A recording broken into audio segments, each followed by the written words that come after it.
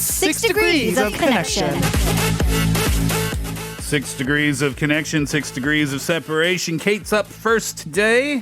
Yes. Well, for those of you who've been following the entertainment news here in Korea, Han Ye-seul has been kind of circulating in the news because there's been false accusations made about her now boyfriend, who is 10 years younger than her, and they've been posting up a lot of lovey-dovey stuff on the gram, and she was just basically trying to say, look, if you want to have a conversation, come see me face to face. Don't just kind of spread all these false rumors about my boyfriend or even myself. Don't attack me like that. Can I ask what they were related to, or is that not appropriate for this afternoon? Probably might get a little heavier if we get into that topic. You can go check on the news. It's all there. And I believe that she had posted up on her own social media channels and whatnot about the details and stuff.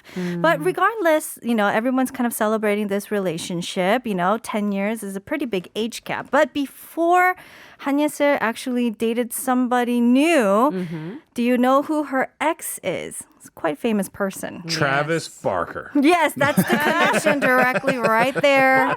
I don't know who her ex was. Starts with a T. Yeah, it starts with a T. His name is Teddy. Okay. And he is, for those of you who might not know a group called One Time, it's a hip-hop group from YG Entertainment from a long time ago. I believe they disbanded many years ago. But Teddy is a very active, one of the more prominent producers in YG Entertainment. If you don't know what he looks like, he actually comes out in the Blackpink documentary on the Flicks. Well, okay. Yeah, so you might get to see his face there. I think I saw a clip of that and a clip of him, actually. Yeah, I think it's even in the preview kind of stuff. Okay, yeah. So he's probably one of the main producers for Blackpink. Yep. They had dated before. Back in 2013, they dated for 4 years, and it was very public. But sadly, that had ended. So anyways, Teddy is still part of YG, part of One Time, meaning that they were actually the same company with a lot of other artists, including 21. Okay. 21 who had also disbanded. Now, 21... When did they break up? It's been a while, right? I gotta say, a little bit. Maybe 2016. That was going to be my guess too. Yeah, and then I remember CL had a solo career. I don't know if she still does or not. She still does. I think she gave a jab at going into Hollywood and some of the more Western music scene. And I think she's continuously making that effort. But she does appear here and there in the Korean pop music scene as well. Cool. I think they're individually doing their own thing. Sandra Park, I think, recently announced that she's going to try to make a shift from music into more of acting and other entertainment stuff. Anyways, 21 was kind of the band in the early K-pop days, when K-pop started becoming more and more international. And this was mentioned in a show on Jimmy Fallon by actress Emma Stone. Oh. Emma Stone was a 21 fan. Yes, wow. She was actually, Jimmy Fallon actually asked her the question. So what do you do these days for fun? What are you into? Any new hobbies? What are you enjoying? She's like, oh my God, I love K-pop. Okay. And this was before BTS. This was before everything got really big. Oh, wow. So you can tell that she was one of it's kind of a niche thing for her to like. And she's like, oh, really? K-pop? I was like, yeah, you got to get into it. It's so good. It's so catchy.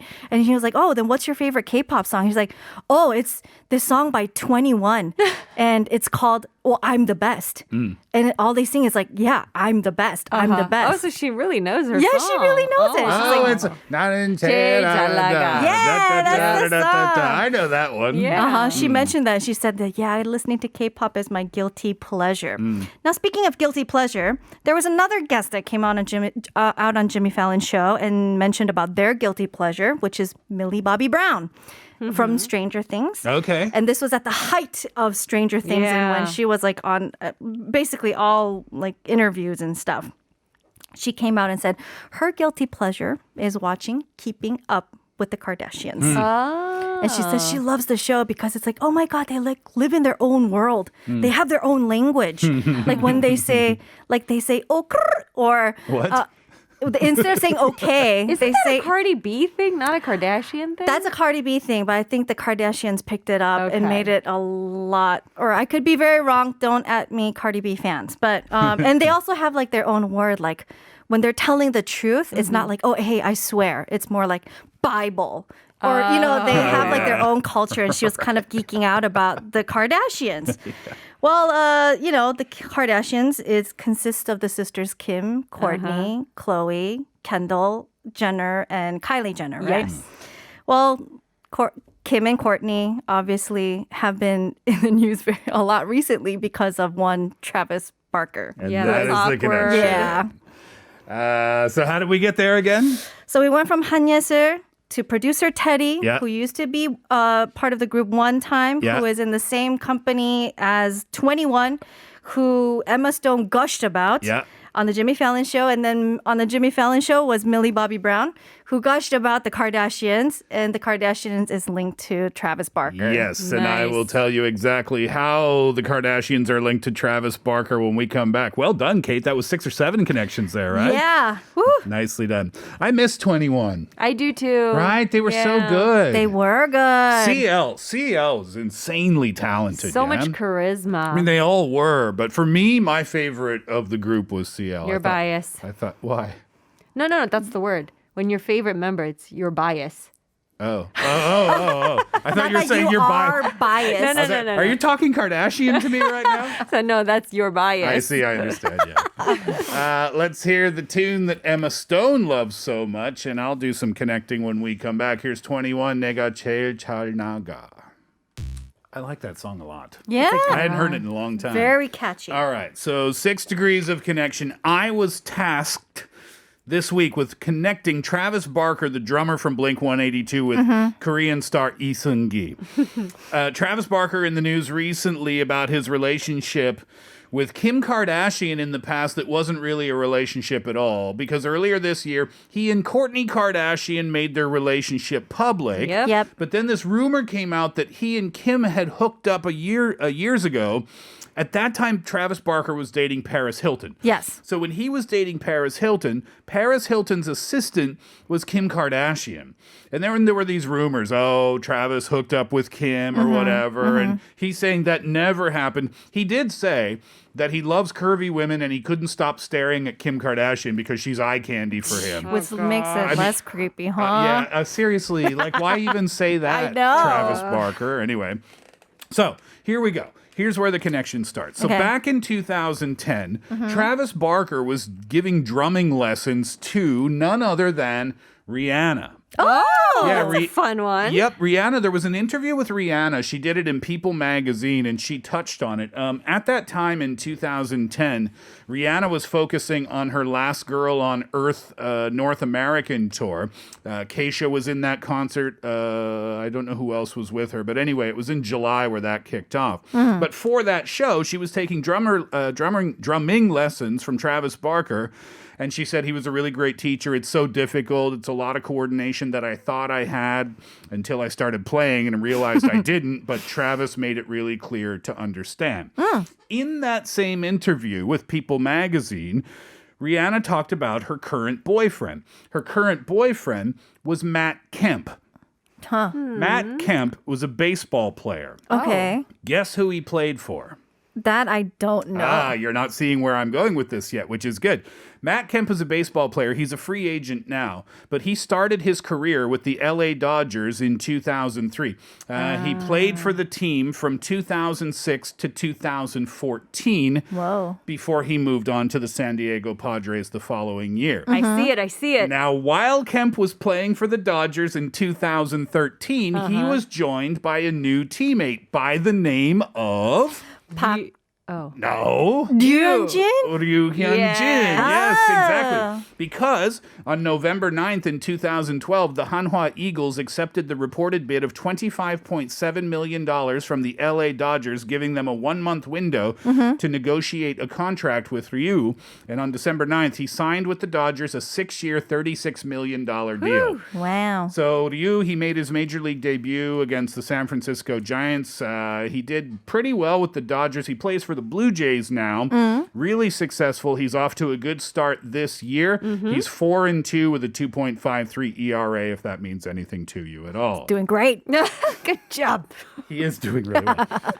So Yeah. now I had to connect, and this is where it got loose for me, and I wasn't Okay. happy. I felt really good about the start. Yeah, that was a really good one. I know, it was really strong, right? Yeah. And now it gets a little loosey-goosey. Okay. Well, there's a publication here in Korea called the Forbes Korea Power Celebrity 40. Have you ever heard of it? No. They started it in 2009, and it's a catalog of the 40 most powerful celebrities in Korea, sports, music, arts, film, TV, and they're all ranked. So on the list this year for 2021, BTS is number 1.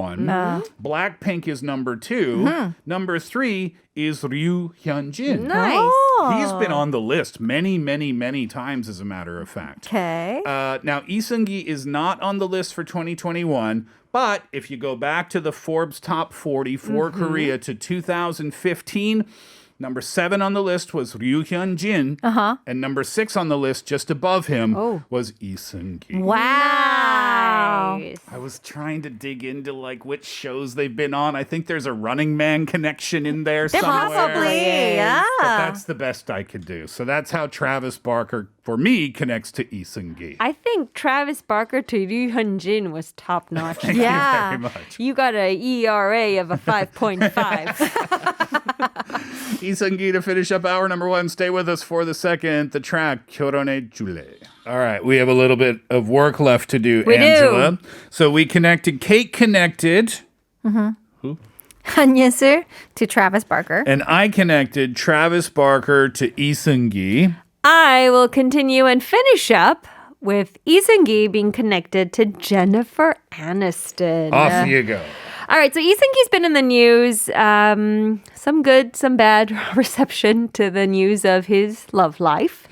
So he has apparently been dating actress Lee Da-in for the past 6 months or so.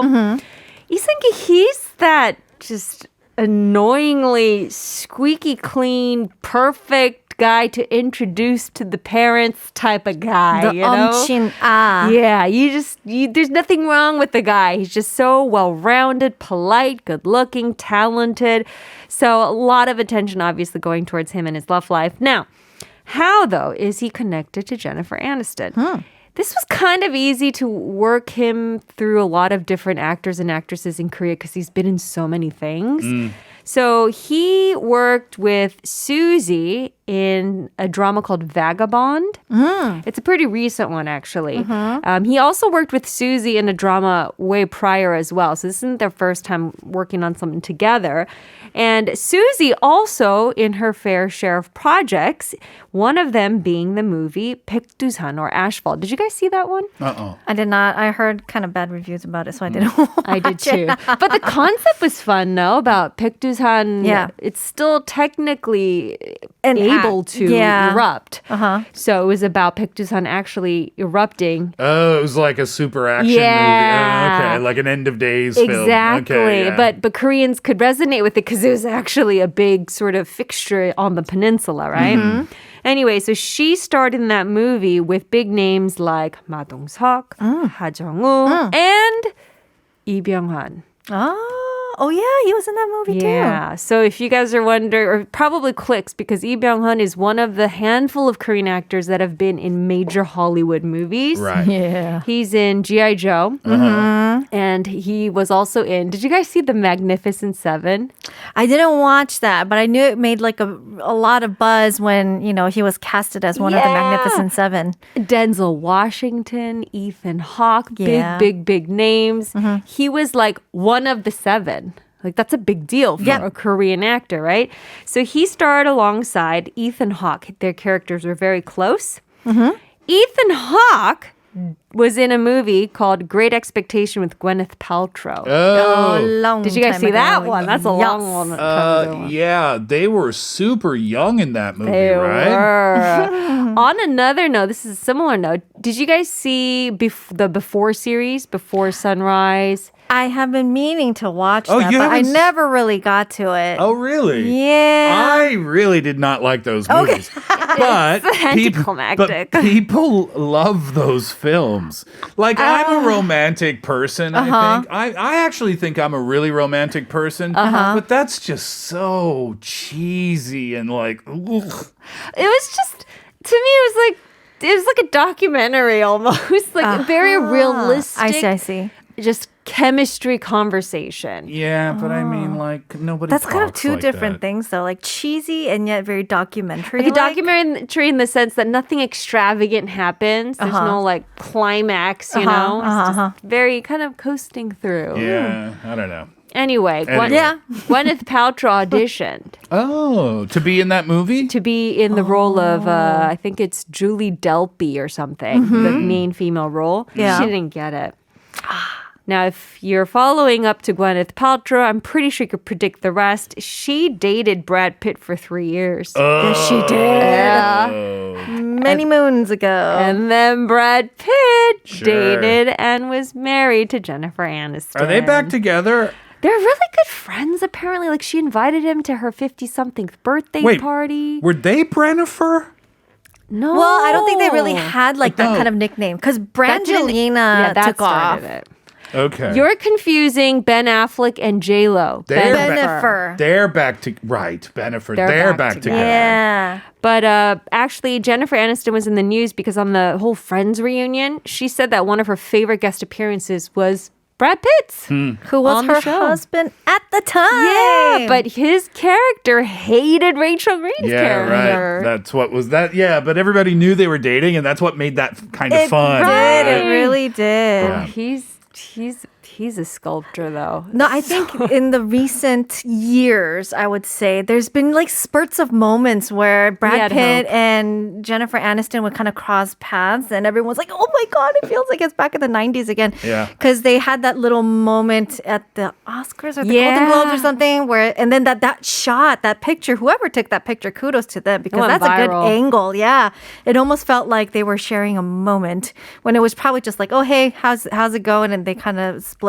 Totally a passing And then they thing. did that reading of that movie, The High School at Ridgemont High. Right, or something like that. Fast Times at Oh, Ridgemont High. that's the one. Yeah. yeah. Brad Pitt's in his 50s now, right?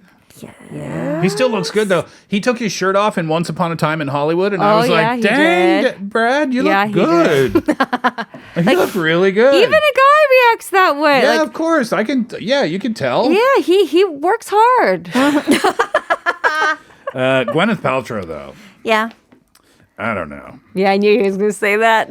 I'm not a fan. She's weird. I saw that TV documentary show about Yeah. her company. Yeah. Is bizarre. She just strikes. interesting. I'm sure she's a very nice person, but she just strikes me as really weird. Do you remember when she called her divorce to Chris Martin a conscious uncoupling? Oh my God. Yeah, it's just How like, pretentious is you that? broke up, woman. Like, Call it what it is, right? Well done. So how did we get there? Walk us through it very quickly again. oh, so it was Lee Seung-gi Yep. to Susie Yep. to Lee Byung-hun to Ethan Hawke to Gwyneth Paltrow to Brad Pitt to Jennifer Aniston. Well done, team. Well done.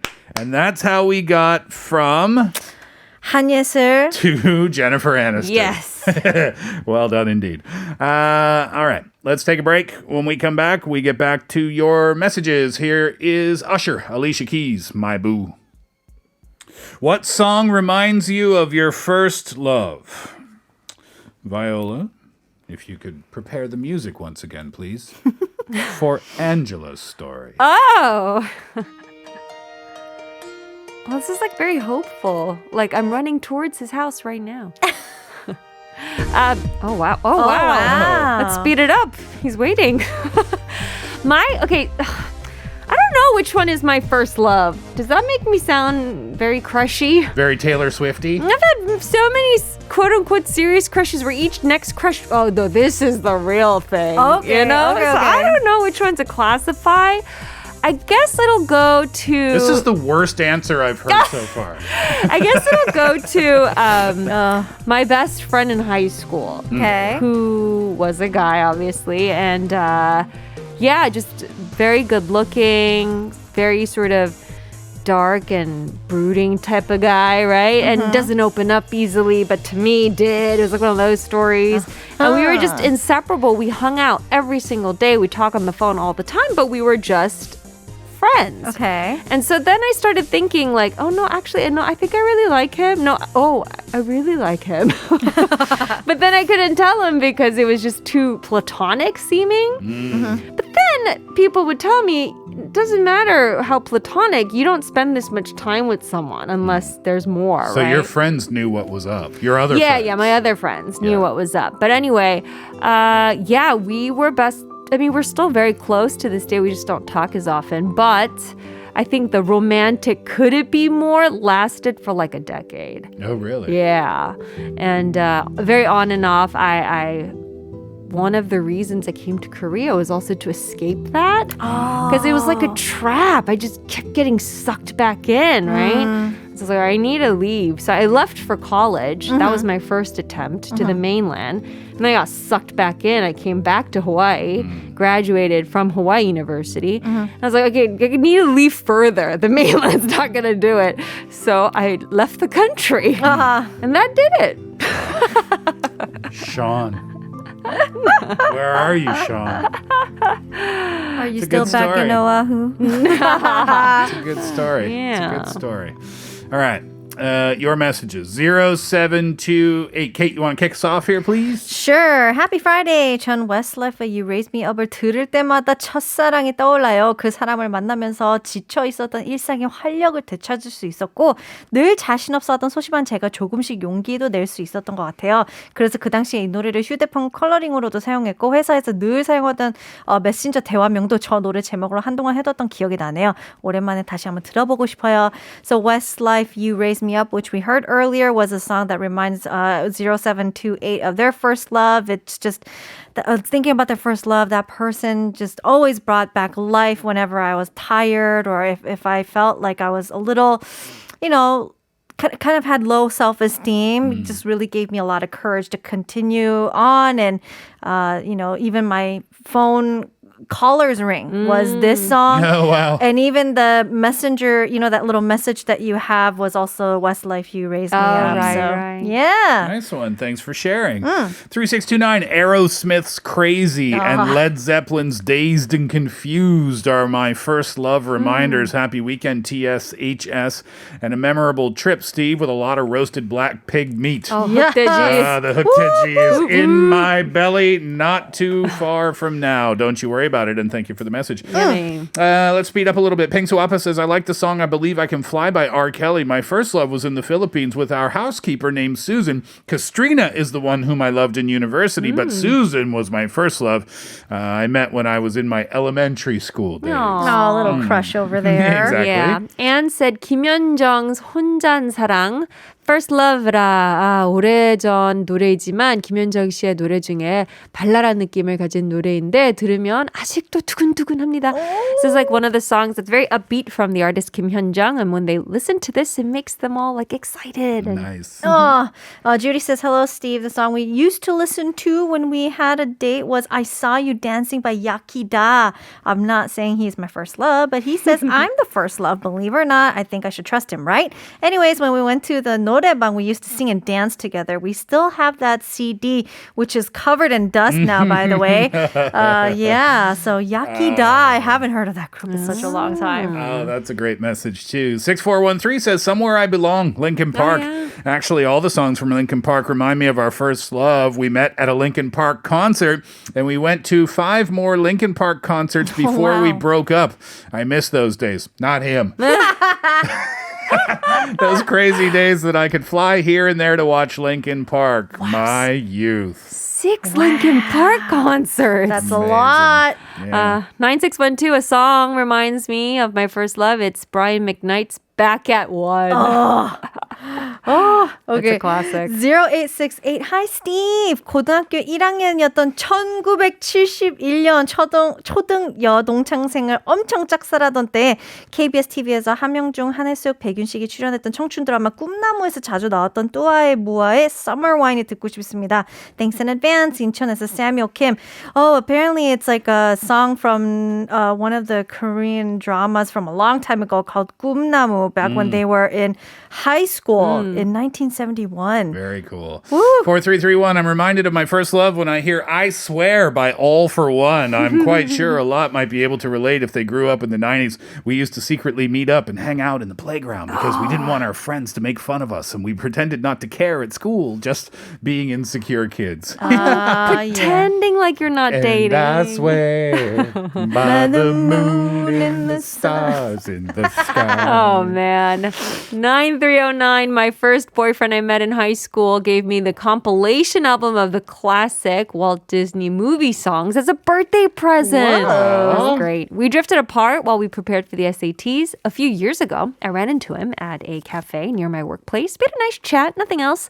It was more like a very intimate friendship between us, and I appreciate having such a precious memory from my adolescence. So the song that reminds me is A Whole New World, or Can You Feel the Love Tonight from that album. Or any Disney song. I The would love have song. loved that gift. Because he gave you a mixtape. I know. I love that. I love it too. I love it. So many more messages, but we will have to leave them there for today. If you sent in a message and we didn't get to read it, we do apologize for that. But we do see them on our monitors here in front of us, and you've made us smile with your messages. All right, we'll leave it there for the Steve Hatherly Show for this afternoon. Viola, can you bring up the song, please? Oh, yes, your story. This takes us back to Truro, Nova Scotia. Bible Hill Junior High, to be more specific. Oh, wow. And it was our end of semester dance. Yo. I didn't ask young Eileen to go to the dance with me. But yet, there she was as Bret Michaels started to sing Sweet Nothings into our ears. I approached her shyly, bashfully, said, Eileen, would you like to dance with me? Aww. And she said, okay. And out we walked to the middle of the dance floor. Oh, spotlight. My hands on her hips, my heart pounding like crazy because that was my very first dance ever. Oh, wow. And I shan't forget it. Aww. Angie, thank you very much for today. Thank you, and thank you, Eileen. Where are you, Eileen? Nova Scotia still. Kate, thank you. Thank you. Both of you have a really fantastic week. Have a great vacation, Steve. I will very much. That's guaranteed. To finish up today, it is the song that played for Eileen and I. Before I announce it, coffee voucher 669585240868. I'm away for a week. Starting Monday, Peter Bint's going to be filling in for me, so you listening, please do have yourself a wonderful time, and I'll catch you when I come back. Poison wraps it up today. Every rose has its thorn. Stand up and dance to it. That's what I say you should do. Enjoy your Friday. I'll be here for the weekend shows as well. Hatherly out.